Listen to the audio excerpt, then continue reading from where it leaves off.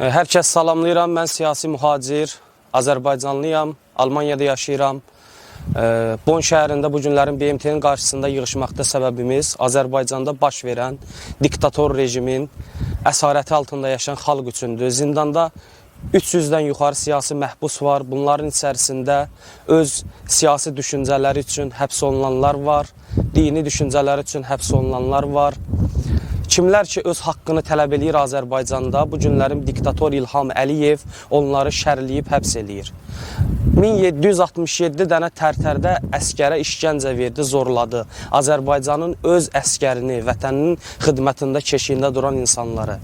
Və bu günlərin biz səsimizi bütün dünyaya çatdırırıq ki, Azərbaycanda Tofiq Yaqublu bu günlərin acılıq aksiyasına başlayıb 65 yaşında ağsaqqal kişini şərləyib zindana salıblar. Və bunun azadlığını tələb edirik. Onun timsalında Hacı Talib Bağırzadə 20 il həbs cəzası alıbdır, heç bir səbəbi olmadan.